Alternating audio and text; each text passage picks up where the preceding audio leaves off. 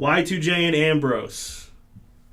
This, I feel like we're getting a better and better heel Y2J by the week. He gets more and more obnoxious, more and more irritating. Turns it up. He used the word idiot about 20 times in 10 minutes last night. Stupid idiot! And I love Ambrose, obviously. Ambrose is getting a chance to shine going back and forth with one of the best Jericho. on the mics. It's titillating TV. And Jericho, good use of alliteration right Thank there. You. Jericho is providing a lot of ammunition for Ambrose, too, because he's getting to make fun of him for his scarves, his boots, his Bon Jovi haircut, and Jericho gets to say how expensive all these items are that he has. It was a $750 scarf last week. It's a $10 haircut. Yeah, $1,500 boots this week, $750 per boot. And the Bon Jovi haircut I always appreciate because I do feel like he looks like Bon Jovi with that haircut. I feel like his hair's trying to escape his head. So he run away. He's continuing to wear a jacket or a vest with no shirt. It's heelish. It's a sexy look. It is. I'm thinking of sporting it. High fashion is heelish.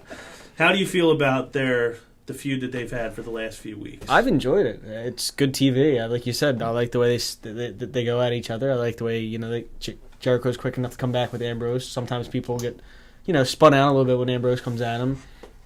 Not Jericho, it makes it does not miss a beat. No, it makes for great TV, and I know they're going to put on a good match because Jericho does nothing but put on good matches. Yeah, he had great matches with AJ for 6 weeks? Yeah, leading up to WrestleMania. Ambrose, I still think it's a shame that he didn't get to put on a better performance against Lesnar. No, and I don't get having him lose to Lesnar. I'm still befuddled by that. But I do think that they've given him a good feud going forward. Great feud. It's only going to help him look better, too. I think so. He's gotten a chance to talk more on the microphone, which we talk about. He's one of the best that they have. They didn't let him do it enough. What are your thoughts on Jericho and Ambrose? Do you like it as much as I do? Do you like it as much as Joe does? Well, there's no doubt it's going to be a good match, but I don't really have any intention on watch. I don't really have a reason to watch this because you say all the time that you love the story about wrestling, but essentially, we don't know what this feud's about. It's essentially about a talk show. They are fighting over a talk show when it comes down to it. Essentially, and there's no heat behind it. So when there's no heat to a rivalry, you really know what they're fighting about.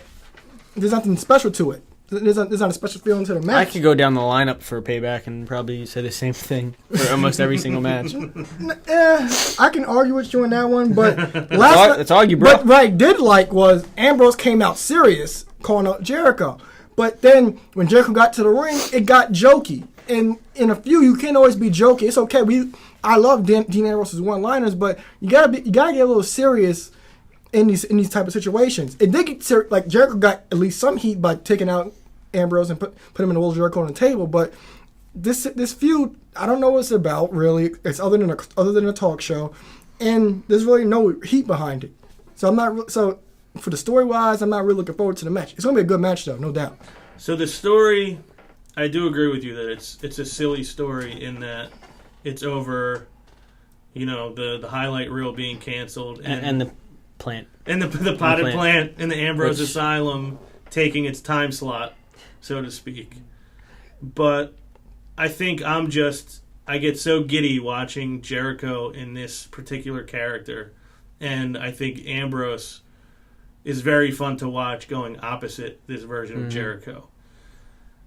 I thought there was no doubt that AJ was going to beat Jericho at WrestleMania. I think you felt that way. You were the one that predicted Jericho at least had a chance to win, and you were right. But I called Zack Ryder, so. You did. That trumps everything. Yeah, I'm game. Ambrose or Y2J at Payback? I'm going to go Ambrose.